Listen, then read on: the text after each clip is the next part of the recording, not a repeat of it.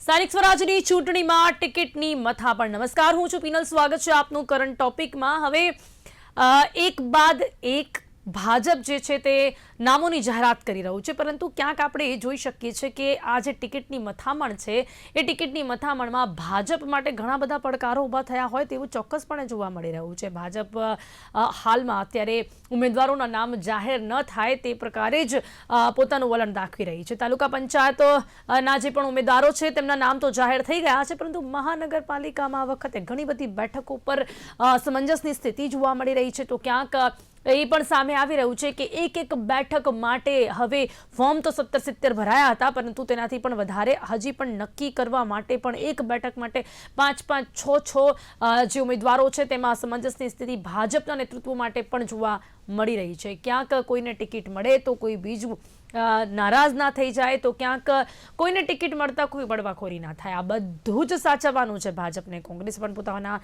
નામો જાહેર કર્યા છે, પરંતુ કોંગ્રેસ માટે આ જે સ્થિતિ છે નામોને જાહેર કરવા માટેની સ્થિતિ ક્યાંય એટલી કપરી નથી, પરંતુ ભાજપ માટે છે. કારણ કે ભાજપ હવે સૌથી મોટી પાર્ટી છે. બધાને એવું જ છે કે મેં ભાજપ માટે કંઈક કર્યું છે તો મને ટિકિટ મળે ને. હવે ટિકિટ ન મળતા કોઈ ક્યાંક બીજા પક્ષમાં ના જતું રહે કે કોઈ પક્ષ પલટો ના કરે કે ક્યાંક કોઈની નારાજગી અહીંયા નુકસાન ના કરી દે ભાજપને, તે બધું જ જોતા હજી પણ ભાજપના નામોની જાહેરાત નથી થઈ. હવે નવા ચહેરાઓને તક મળશે કે પછી અનુભવીઓ જ અહીંયા બાજી મારશે તે હવે જોવાનું રહેશે. પરંતુ અત્યારે જે નામો તાલુકા પંચાયતમાં જાહેર થયા છે તે જોતા હજી પણ ભાજપ શું સ્ટ્રેટેજી અપનાવી રહી છે તેના પર વાત કરીશું. નિયમો જે બનાવવામાં આવ્યા છે 3 ટર્મથી વધારે જે લોકોની હશે એમને ન આપવામાં આવે, એ જનો જે નિયમ છે, આ બધા જ નિયમો શું ખરેખર ભાજપ નિયમો પ્રમાણે જ ઉમેદવારોના નામની પસંદગી કરી રહી છે કે કરશે? તમામ મુદ્દાઓ પર વાત કરવા માટે મારી સાથે અહીંયા જોડાઈ ગયા છે અમારા સૌરાષ્ટ્રના લોકેશન હેડ છે મિલન ઠાકર અને રાજકીય વિશ્લેષક પ્રશાંતભાઈ ગઢવી. આપ બંનેનું સ્વાગત છે. Welcome to the show. Prashantbhai, શું કહેશો? અત્યારે તો ત્રિપાંખીયો જંગ શરૂ થાય તે પહેલાં મને એવું લાગે છે કે ભાજપની અંદર જ જંગ જોવા મળી રહી છે. ખૂબ જ વધારે જે એક સમય કહી શકાય ને કપરો અત્યારે ભાજપ માટે લાગી રહ્યો છે. પછી જ્યારે ઉમેદવારો જાહેર થઈ જશે ને ત્યારે મને લાગે છે કે એટલા બધા કપરા ચઢાણ નહીં જોવા મળે ભાજપને, જેટલા કપરા ચઢાણ અને પડકારો અત્યારે છે કે જ્યારે ભાજપને પોતાની જ પાર્ટીમાંથી નામોની પસંદગી કરવાની છે. છેલ્લા એક દાયકામાં દેશવ્યાપી ભાજપમાં અને છેલ્લા 30 વર્ષથી ગુજરાતમાં ક્યાંક ભાજપ માટે કપરા ચઢાણ માત્ર ટિકિટ ફાઇનલ કરવા પૂરતા જ હોય છે. ત્યારબાદ બહુ હોતા નથી. જેમ તમે કીધું એમ ચૂંટણી એટલે હારાહારાની ટણી કાઢી નાખે એના માટેની જે એક પ્રક્રિયા છે એમાં અત્યારે ડેફિનેટલી કપરા ચઢાણ એટલા માટે તમે જે કહેતા કે ભાજપ માટે મેં કામ કર્યું એના કરતા બી એટલો બધો ભરતી મેળો કરી નાખ્યો છે. અને ભારતીય પાર્ટીને જે જનૂન ઉપડ્યું હતું કે આખું ગુજરાત અને આખો દેશ કેસરીઓ કેસરીઓ કેસરીઓ હોવો જોઈએ, એના માટે ગમે ત્યાંથી લોકોને ઉઠાઈને લાયા છે.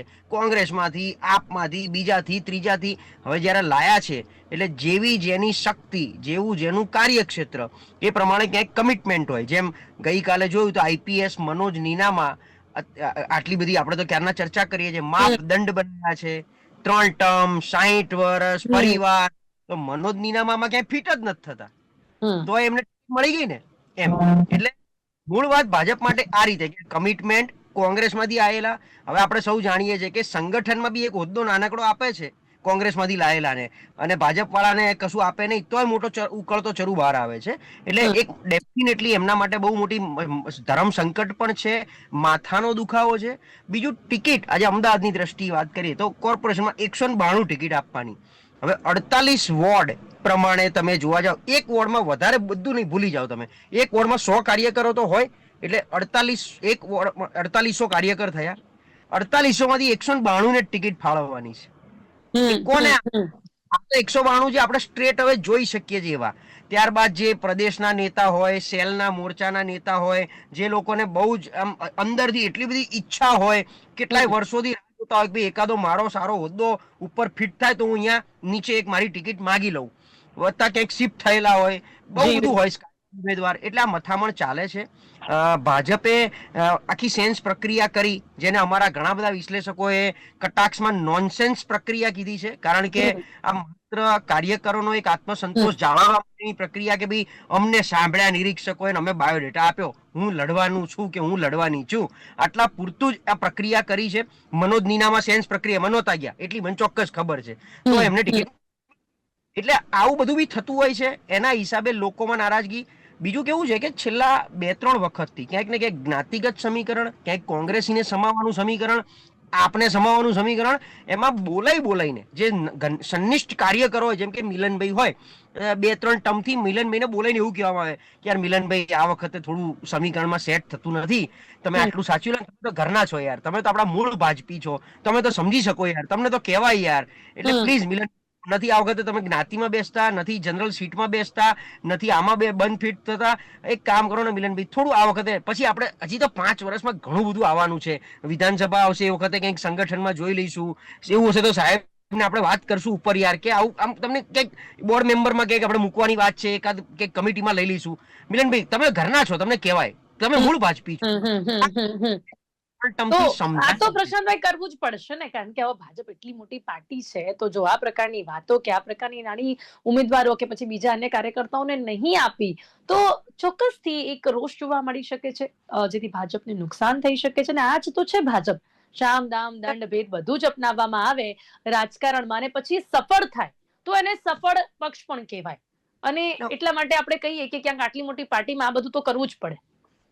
પિનલ, વાત સાચી છે આપની, અને એટલા માટે ભાજપ અગ્રેસર ગણાય છે આમાં, કે એની પાસે બધા જ પ્રકારના કાવા દાવાથી માંડીને ખેલ પાડવાની તૈયારી હોય છે. હમ, કાર્યકરોને શાંત કેવી રીતે રાખવા, નારાજગીને કેવી રીતે ડામવી, એન્ટી ઇન્કમ્બન્સીને કેવી રીતે ખાળવી, લોકોમાં ઉકળતા ચરુને દબાઈ કેવી રીતે દેવો, એ જે હમ, દબાઈ જાય એને શું આપવું વળતર, સારું નરસું, હાવ બાર ફૂંકી દેવા, આ બધું જ એમનામાં આવડત છે, કારણ કે એમની પાસે મેન પાવર છે. તમે સમજો, મની પાવર, મસલ્સ પાવર તો છે જ, પણ એ સિવાય એમનો મેન પાવર છે. આજે કોંગ્રેસમાં અત્યારે નારાજગી હોય તો કોને મોકલો તમે સમજાવવા માટે? મિલનભાઈ નારાજ થાય મને એમ કે પણ હું પોતે જ નારાજ હોઉં હમ, પાર્ટીથી, હમ. શું મિલનભાઈ સમજાવવાનું? કારણ કે મિલનભાઈ, અત્યારે કોંગ્રેસ આખું કોંગ્રેસથી નારાજ છે.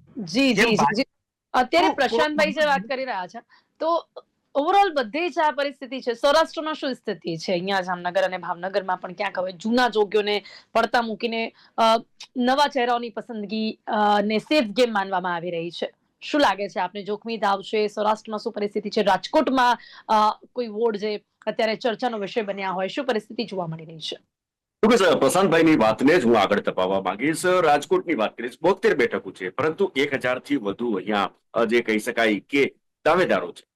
ઓલ ઓવર જો રાજકોટ સિવાય સમગ્ર જે આખી જે સ્થાનિક સ્વરાજ્યની ચૂંટણીની જે પ્રક્રિયાની જો વાત કરીએ આપણે, તો અંદાજે 8000 થી વધુ બેઠકો છે. વિચાર તો કરો, 50,000 જેટલા દાવેદારો ભારતીય જનતા પાર્ટીમાંથી આવેલા છે. ક્યાંક ને ક્યાંક આ જે મડાગાંઠ જે છે તેને હમ, ઉકેલવાનો જે કહી શકાય કે ચોક્કસ માસ્ટર કી છે એ ભાજપ પાસે જ છે. છેલ્લી ઘડીએ ઉમેદવારોનું નામો જાહેર કરવામાં આવશે, જેથી કરીને કોઈને બળવો કરવાનો કે અન્ય કોઈ જે બાબતને લઈ અને પક્ષપલટો કરવો કે એ પ્રકારની એક જે મોહતલ ન મળે, અથવા તો એમને જે કહી શકાય ટાઈમ જ ન રહે. યસ, નિર્દલીયથી પણ ના આજે લડી શકે, કોઈ ત્રીજું પક્ષ લઈને ના આવી જાય, કોઈ સમય જ નહીં આપવામાં આવે. ચોક્કસ સામા પક્ષે જો વાત કરીશું કે કોંગ્રેસમાં ઉમેદવારો ગોતવા પડ્યા છે. રાજકોટની વાત કરીશ. રાજકોટ મહાનગરપાલિકાની અંદર વોર્ડમાં કેટલાક વોર્ડો તો એવા છે કે જ્યાં કોંગ્રેસના ઉમેદવાર તરીકે આવો ભાઈ તું આવી જાને યાર, આ વખતે અમારા વતી યાર કોંગ્રેસમાં પ્રતિનિધિત્વ કરી લે. પેલો વ્યક્તિ કહે છે મારી પાસે ફંડ નથી, મારી પાસે કાંઈ નથી, કાંઈ વાંધો નહીં, તમારે ઉભા રહો. મતલબ ક્યાંક ને ક્યાંક કોંગ્રેસની જે નીતિ છે, આ નીતિ છે એ ગમે તેને ઉભા રાખવાની. તો સામા પક્ષે ભારતીય જનતા પાર્ટીની જો વાત કરીએ તો ત્યાં આજે લોબિંગ કરવામાં આવે છે. રાજકોટની જ કોર્પોરેશનની વાત કરીશ અત્યારે, કે રાજકોટ કોર્પોરેશનની અંદર અત્યારે જબરદસ્ત લોબિંગ થઈ રહ્યું છે. માત્ર આ લોબિંગ તો ચૂંટણી તો રાજકોટની છે, પરંતુ લોબિંગ છે અત્યારે ગાંધીનગરમાં થઈ રહ્યું છે. હજુ ગાંધીનગરના જે મોવડી મંડળ છે એ ક્યાંક ને ક્યાંક અસમંજસમાં છે કે કોને ઉમેદવારી ની ટિકિટ આપવી.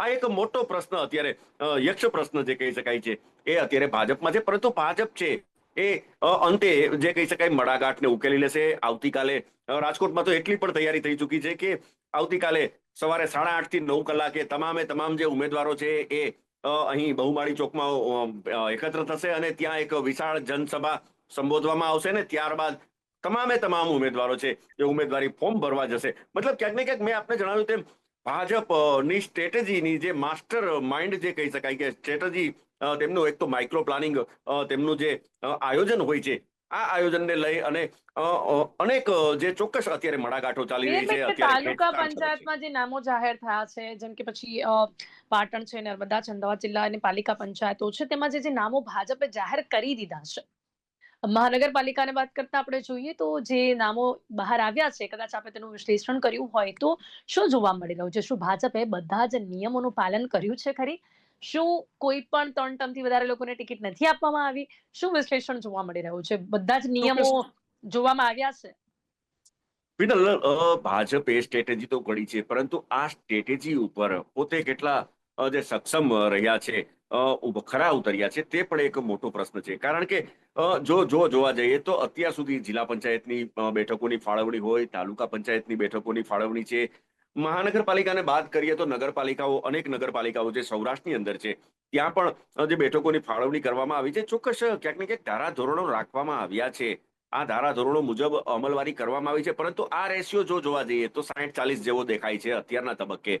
ચોક્કસ સાચું ચિત્ર છે એ આવતીકાલે જ્યારે ઉમેદવારી ફોર્મ ભરાઈ જશે ત્યારબાદ જ સમગ્ર જે પિક્ચર સામે આવી શકશે. પરંતુ અત્યારના તબક્કે જે રીતના ઉમેદવારોની પસંદગી થઈ રહી છે, સામા પક્ષે મેં આપને જણાવ્યું તેમ પિનલ, કોંગ્રેસમાં ક્યાંક ને ક્યાંક ઉમેદવારો મળતા નથી. આમ આદમી પાર્ટી ચોક્કસ આ વખતે ક્યાંક ને ક્યાંક મેદાનમાં રહેવાનો પ્રયત્ન કરે છે, પરંતુ આમ આદમી પાર્ટી જે પ્રકારે ચૂંટણીને એક જે યુદ્ધની જેમ જોવું જોઈએ એ ક્યાંક ને ક્યાંક જોઈ શક્યું નથી. વિસાવદરમાં ગોપાલ ઇટાલિયાની જીત થઈ, પરંતુ ત્યારબાદ ગોપાલ ઇટાલિયા માત્ર વિસાવદર અને જે રાજકીય જે મુદ્દાઓ છે તેમાં તેઓ ચમકતા જોવા મળે છે. પરંતુ રાજકોટ કોર્પોરેશનની વાત હોય કે અન્ય કોઈ પણ કોર્પોરેશનની વાત હોય, સૌરાષ્ટ્રના જે ભાવનગર છે, જામનગર છે, ક્યાંય કરતા ક્યાંય સ્ટાર પ્રચારક તરીકે ગોપાલ ઇટાલિયાએ આવી અને જે કહી શકાય કે એક એડવાન્સમાં તૈયારી કરવી જોઈએ, આવી કાંઈ તૈયારી કરી નથી. મતલબ ક્યાંક ને ક્યાંક આમ આદમી પાર્ટીએ પણ આરંભે શુરા અને અત્યારે એક પ્રકારે કહી શકાય કે જે થાય તે જોયું જશે, આ પ્રકારની નીતિ ઉપર હોય તેવું લાગે છે. જી બિલકુલ પ્રશાંતભાઈ, આ વખતે આમ આદમી પાર્ટીનું કેટલું વર્ચસ્વ જોવા મળી શકે છે? હંમેશાથી આમ આદમી પાર્ટીને એટલી જ પાર્ટી એવી જ પાર્ટી સુધી સીમિત રાખવામાં આવે છે કે કોના વોટ કપાશે. શું લાગે છે આપને કે કોઈ પરિવર્તન આ વખતે ગુજરાતમાં આમ આદમી પાર્ટી પોતાનામાં લઈને આવી શકે છે? જો આમ આદમી પાર્ટી અત્યારે શું કરી રહી છે, એક હમ પોતાની પાર્ટીનું લેબલ લોકોને આપી રહી છે કે ભાઈ આવી એક રાજકીય પાર્ટી ગુજરાતમાં છે. એટલે મતદારો માટે એવું છે કે તમને બેવ ના ગમતા હોય તો અમને પસંદ કરો. ઉમેદવારો માટે એવું છે કે તમારી ટિકિટ કપાતી હોય તો અમારી પાસે આવો. અને ત્રીજું કે અમે પાર્ટી લઈને નીકળ્યા છીએ, તમારી જેની જેની ઈચ્છા હોય અને છેલ્લા 5, 10, 20 વર્ષમાં બધા એને અભરખા રહી ગયા હોય ચૂંટણી લડવાના, તો અમે છીએ, તમ તારે આઈને લડો. અત્યારે ઓપન ગ્રાઉન્ડ છે, ઓલ આર વેલકમ. એની એ રીતે એક માત્ર પ્રેઝન્સ આપી રહી છે. આમ આદમી પાર્ટીએ રાજનીતિની દ્રષ્ટિએ મુદ્દા ઉપાડવાથી માંડી, મુદ્દાનું સમાધાનથી માંડી, જે ખાલી એક ખેડૂત રેલી કરી, જેના નેતા ગઈકાલે કેસરીઓ કરી બેઠા, રાજુભાઈ કરપડા, તો એ સિવાય એવા કયા મુદ્દા આજે કોર્પોરેશનને લઈ, આમ જોવા જતા મહાનગરપાલિકાની ચૂંટણી છે, નગરપાલિકાની એટલે નળ ગટર રસ્તા, તો તમે જે દિશા અને દશા રાજનીતિની બદલવા આવ્યા છો એનો મૂળ પાયો છે આ પાયાની સુવિધાના પ્રશ્નોની ચૂંટણી એટલે કે નગરપાલિકાની ચૂંટણી. તો કયા દિવસે આમ આદમી પાર્ટીએ કોર્પોરેશનને ઘેર્યું હોય, નગરપાલિકાને ઘેર્યું હોય કે જિલ્લા પંચાયતને જઈને ત્યાં વાત કરી હોય પ્રમુખને કે ભાઈ આ વિસ્તારના આટલા પ્રશ્નો છે, અથવા ડીડીઓને જઈને રેલી કરીને આવેદન પત્ર આપ્યું હોય? કોંગ્રેસ એટલું કરતી તો જોવા મળે છે. કોંગ્રેસ છૂટો છવાયો વિરોધ કરે છે. એમણે બી આ પ્રકારના આવેદન ક્યાં, તમે મને બતાવો. અમદાવાદ કોર્પોરેશન હોય, રાજકોટની વાત હોય કે 1 ઇંચ વરસાદમાં પાણી ભરાઈ જતા હોય અને હોહાપો મચી જતો હોય, કયા દિવસે એનું સમાધાન કે સોલ્યુશન લાવવા માટે કોંગ્રેસે પણ સરકારને ઘેરવાનો પ્રયત્ન કર્યો હોય? ખાલી સોશિયલ મીડિયા ઉપર તમે વિડીયો મૂકી દો એનાથી વિરોધ નથી થતો. એટલે હવે રાજકારણનો વિરોધ પક્ષ છે ને સોશિયલ મીડિયા પૂરતો સીમિત થઈ ગયો છે, અને એમાં એમનો વિચારવાનો વાંક નથી. હું વિરોધ પક્ષને આમાં ક્યાંય વાંક જવાબદાર ગણાવતો નથી, કારણ કે જનતા એમને એ રીતે વિરોધ પક્ષમાં બેસાડી દીધા છે, એ રીતે એટલે એટલા સીમિત માત્રામાં. જનતાએ પણ જો એમના કામ કરાવવા હવે તો રાજ્યસભામાં એક પણ સાંસદ પર એક પણ નહીં સભ્ય હોય કોંગ્રેસની. હવે તો એટલી બધી નબળી થઈ જશે, તો ક્યાંક ને ક્યાંક આના કારણે જનતા પણ નબળી પડતી જોવા મળે છે. ત્યારે જનતા આમે નબળી બે રીતે પડી ગઈ છે. એક પોતાની પેલા અંગત પીડા એટલા માટે કે જનતાને પાયાના પ્રશ્નો કરતા હિન્દુ મુસ્લિમની બીક બહુ જ છે, એટલે એ એમનામાં નબળી પડી ગઈ માનસિક કારણ કે તો જ હિન્દુત્વને વોટ જાય. વોટ ક્યારે જાય છે? હિન્દુત્વને જાય છે. એ વોટ કઈ વિકાસ કે સુવિધાને લઈને વોટ નથી જતા. તો એ હિન્દુત્વના હિસાબે નબળી પડી ગઈ છે. બીજું, વિપક્ષ વિહોણી. તો વિપક્ષ વિહોણી બનાવી છે કોણે? જનતાએ બનાવી છે. હું જે કહેવા જતો હતો કે જનતાએ જો મજબૂત બનવું હોય તો કોઈ પણ પરિણામ 55-45 ના રેશિયોમાં આપવું જોઈએ, જેથી સત્તાધારી પક્ષને પણ બીક લાગવી જોઈએ કે અમે 55 જ છીએ, ભાઈ 100 90 નથી, 80 નથી. અને વિરોધ પક્ષે થવું જોઈએ કે અમે 45 છીએ, ધારીએ એ કરી શકીએ. અમે ધારીએ એવો વિરોધ કરીશું, તમે કઈ નહીં કરી શકો. ચોક્કસથી પ્રશાંતભાઈ, આપની વાત સાચી છે, પણ મિલનભાઈ, આ તો ત્યારે શક્ય બને ને કે જ્યારે બધા એક પરિવારમાં હોય અને બધા મળીને એવું કંઈ નક્કી કરી શકે. કોના મનનું કોણ જાણે? એવું તો પોસિબલ જ નથી કે કોણ કઈ રીતે એક યુનિટી બનાવીને આવું કંઈક કરી શકે. કોઈનામાં એવી હિંમત જ નથી. બધાને એવી પણ બીક છે કે ક્યાંક બધા જ આવું વિચારીને કોંગ્રેસ આવી ગઈ તો એવું પણ લાગે છે ઘણા લોકોને. તો એ બીકમાં પણ કોઈ કશું જ નથી કરતું. તમે જે ડરાવવાની વાત કરો છો, એ ડરાવવામાં પણ જનતા ડરે છે, મિલનભાઈ.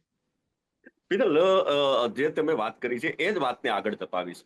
રાજકોટની જ વાત કરીશ, બીજા કોઈનો દાખલો નથી દેવો. રાજકોટ છે સૌરાષ્ટ્રનું પાટનગર કહેવામાં આવે છે. વિચાર તો કરો, રાજકોટની અંદર કોંગ્રેસના માથાઓ કેટલા, જૂથો કેટલા, અલગ અલગ વાળાઓ છે. અત્યારથી જ તમને કહીશ કે કોંગ્રેસની અંદર હેમાંગ વસાવડાનું એક ગ્રુપ છે, ઇન્દ્રનીલ રાજ્યગુરુ ભલે સાયલન્ટ છે પરંતુ એમનું એક ગ્રુપ હતું, મહેશ રાજપૂતનું એક ગ્રુપ હતું. જોઈ વાત કોંગ્રેસની, તો કોંગ્રેસને જે બેઠી કરવા માટેના જે પ્રયત્નો થવા જોઈએ, છૂટક છૂટક પ્રયત્નો થયા છે, પરંતુ એ છૂટક છૂટક પ્રયત્નોથી મતપેટી સુધી મતદારોને જે માઇન્ડ ડાયવર્ટ કરી શકે, શા માટે કોંગ્રેસને મત આપવો, આવું જ્યારે પ્રજા પૂછે તો એમના માટે કોઈ સંતોષકારક જવાબ છે એ કોંગ્રેસ પાસે નથી. સામા પક્ષે ભારતીય જનતા પાર્ટીને જ્યારે લોકો મત આપે છે તો ક્યાંક ને ક્યાંક લોકો એ વિચારે છે કે યાર છોડો યાર, આપણા રોડ રસ્તાના છે, પાણીના છે, ગટરના કામો છે, એ જો શાસકમાં ભાજપ હશે તો તેમને આપશું, તેમના ઉમેદવારને આપશું તો આપણા કામો થશે. મતલબ ક્યાંક ને ક્યાંક આ એક માનસિકતા જે છે એ લોકોની અંદર ઊભી થઈ છે. આવા તબક્કે ત્રીજા પક્ષ તરીકે હવે આમ આદમી પાર્ટી મેદાનમાં આવ્યું છે.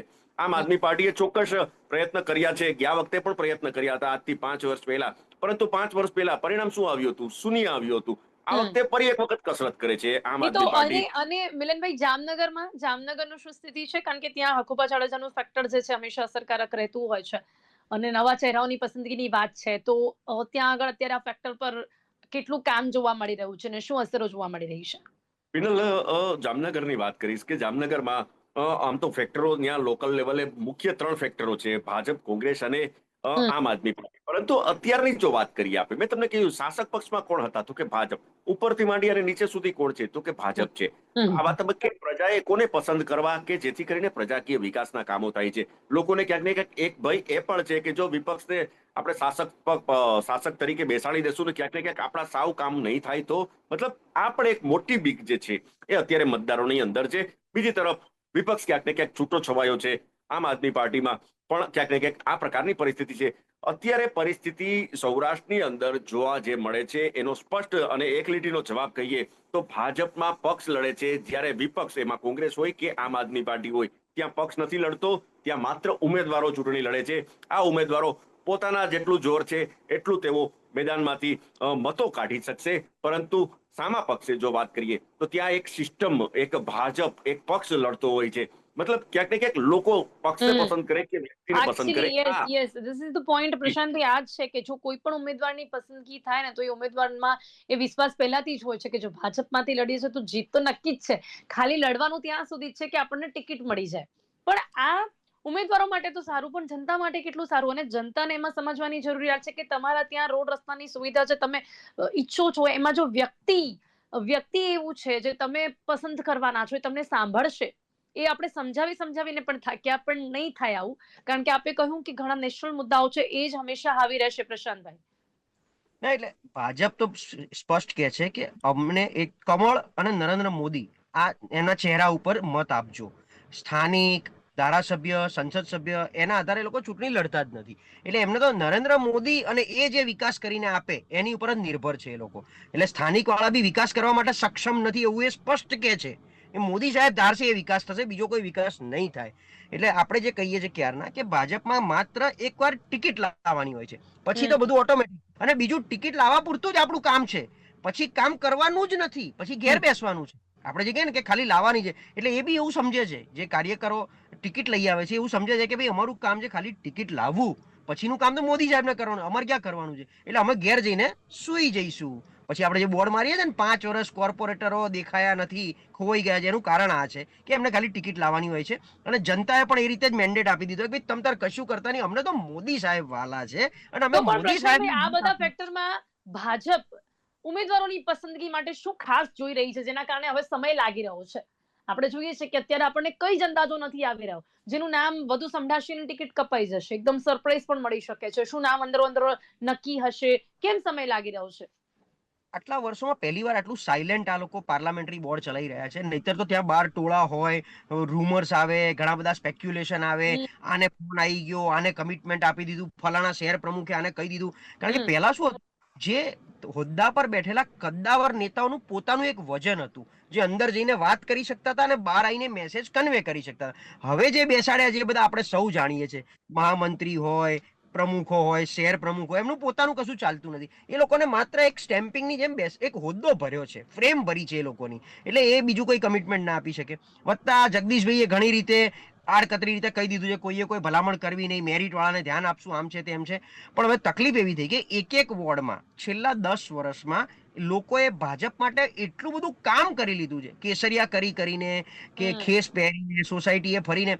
હું ભાજપના કાર્યકરોને હંમેશા બિરદાવું છું કે તમને ગમે કે ના ગમે, દર બીજે ત્રીજે દિવસે ભાજપનો કાર્યકર તમારી સોસાયટીમાં ચોક્કસ હશે. એ રામનવમી હશે તો રામનો ઝંડો લઈને લગાવાયા હશે, મેરી મિટ્ટી મેરા દેશ એ લઈને આવી ગયા હશે. કાર્યક્રમોની તો બોછાર જોવા મળે છે પ્રશાંતભાઈ. રસ્તાઓ પર નીકળો તો કોઈ પણ એવો કાર્યક્રમ નહીં હોય કે જે ભાજપના કાર્યકર્તાઓ તમને કરતા નહીં જોવા મળે. એકથી એક તો ઘણા એવા ખાસ દિવસો છે કે જેમના કારણે આપણને ખબર પડે છે કે અચ્છા આજે આવું છે, કારણ કે એમના દ્વારા એ કાર્યક્રમ કરવામાં આવતું હોય છે. એટલે એ લોકોની અપેક્ષા બહુ હોય કે સાહેબ 5-10 વર્ષમાં અમે આ બધા બહુ કામ કર્યા છે, તો આ વખતે અમે ટિકિટના હકદાર છીએ. બીજું મેં કીધું એ બીજી કેડર કે જે લોકોને 10 વર્ષથી સામેથી બોલાઈને કહેવામાં આવ્યું તમને કાપવાના છે પણ તમને સાચવી લઈશું. અને ત્રીજું કે છેલ્લા 2 વર્ષમાં ઘનિષ્ઠતા ધરાવતા, ઉપરથી સ્કાયલેબ જેવા ધારાસભ્યના અંગત હોય, સંસદ સભ્યના અંગત હોય, કોઈક અમિતભાઈના અંગત, કોઈક બીજા ભાઈના અંગત, કોઈક મહામંત્રીના અંગત, એટલે એવા લોકોની હોડ જામી હોય. એટલે હવે આમાંથી ટિકિટ કોને આપી અને એથી વિશે આ વખતે જે સમીકરણ પેલું ફર્યું રોસ્ટરને લઈને કે જે પેલા 4 ઓપન હતી ત્યાં હવે 2 ઓબીસી થઈ ગઈ, તો ઓપન વાળા કપાઈ જાય છે, તો એ જે કપાવાના છે સિનિયર નેતા એમને ક્યાં સમાવવા, એમને કેવી રીતે ફિટમેન્ટ આપવું, એમનો વોર્ડ બદલવો, હવે એમને જ્યાં બદલીને મૂકે તો એ વોર્ડનું શું, આ બધી મથામણના હિસાબે બહુ પ્રશાંતભાઈ, ગમે તે થાય, આમાં એવું છે ને કે ભાજપથી નારાજગીમાં કોઈ ફાયદો નથી હોતો અને એટલા જ માટે ટિકિટ મળે કે ન મળે લોકો શાંત બેસે જ છે, કારણ કે એમને ખબર છે કરવાનું પણ શું છે. કોંગ્રેસમાં જઈને પણ આપણે કંઈક કરી નથી લેવાના કે આમ આદમી પાર્ટીમાં પણ નથી જવાના, એટલે ભલે નારાજ થાય 2-4 દિવસ, કદાચ એકાદ કાર્યક્રમમાં નહીં જાય, પણ પછી કંઈક ને કંઈક ઓપ્શન શોધીને ભાજપમાં જ ગોઠવાઈ જશે કે ચલો હવે નેક્સ્ટ કંઈક કરીશું. સમય ઓછો છે પણ અંતમાં મિલનભાઈ, શું લાગે છે આપને કે સૌરાષ્ટ્રમાં જે જ્ઞાતિવાદના સમીકરણો છે, જેમ કે પાટીદાર, ઓબીસી અને ક્ષત્રિય મતોનું જે વર્ચસ્વ ત્યાં જોવા મળતું હોય છે, આ કોર્પોરેશનના ઇલેક્શનમાં પણ, આ સ્થાનિક સ્વરાજ્યની ચૂંટણીમાં એ પણ જળવાશે? ભાજપ એમાં કેટલું સફળ રહેશે? શું કે અત્યારના જે ઉમેદવારોની પસંદગીની પ્રક્રિયાની અંદર જે મોડું થઈ રહ્યું છે તેમાં ક્યાંક ને ક્યાંક આ જ સમીકરણ જવાબદાર છે. આ સમીકરણોને સેટ કરવા માટે ઘણા બધા એવા પણ જે ઉમેદવારો છે કે જેઓને નારાજ કરવા જ પડશે, કારણ કે ભારતીય જનતા પાર્ટી બહુ મોટો પક્ષ છે, ઉમેદવારોની સામે દાવેદારો ઘણા બધા છે, બેઠકો ઓછી છે, પરંતુ જ્યારે બધાને સાચવવા જશે તો ક્યાંક ને ક્યાંક ચોક્કસ કહી શકાય કે ક્યાંક અસંતોષ પણ થવાનો છે. પરંતુ ભાજપમાં શિસ્તના નામે તમામ બાબતોને ટેકલ કરી લેવામાં આવશે ને અંતે જો કહીએ તો ઘીના ઠામમાં ઘી પડી જશે. જી બિલકુલ. એ તો ભાજપ એમાં હંમેશાથી સફળ જોવા મળ્યું છે. એ કંઈક કરે કે ના કરે પણ હંમેશાથી બધું જ શાંત થઈ જતું હોય છે. ભાજપ જે પણ નક્કી કરે એ હંમેશા એવું કહી શકાય કે સર્વસ્વ હોય છે. સમય અહીંયા સમાપ્ત થાય છે. પ્રશાંતભાઈ, મિલનભાઈ, આપ બંને મારી સાથે ચર્ચામાં જોડાયા તે બદલ આપનો ખૂબ ખૂબ આભાર. તો જ્યાં સુધી બધા નામ નથી આવતા ત્યાં સુધી આ જ ચર્ચા રહેશે કે ભાજપ કયા નામ પર પોતાની પસંદગીનો કળશ છોડશે, કારણ કે એ પછી જનતા કોના પર આ કલશ ઢોળશે એ કદાચ બહુ એટલો મોટો વિષય જ નથી હોતો, એટલો બધો મુદ્દો જ હવે નથી રહેતો અને આપણે આ કહેવું જ પડે કારણ કે આપણે પરિણામો પણ જોતા આવ્યા છે હવે જેના પણ કારણે હોય. પણ અત્યારે જે સૌથી મોટો પ્રશ્ન છે એ જ છે કે ભાજપમાં અહીંયા મહાનગરપાલિકાના જે કોર્પોરેશનની જે બેઠકો છે તેના પર જે પણ ઉમેદવારોએ ટિકિટ માંગી છે તેમાંથી કોને કોને ટિકિટ મળશે અને કોનું કોનું પત્તું કપાશે એમાં હજી પણ રાહ જોવી પડશે. કરંટ ટોપિકમાં અત્યારે બસ આટલું જ. ફરીથી મળીશું એક નવા વિષયની સાથે. ત્યાં સુધી રજા આપશો. નમસ્કાર.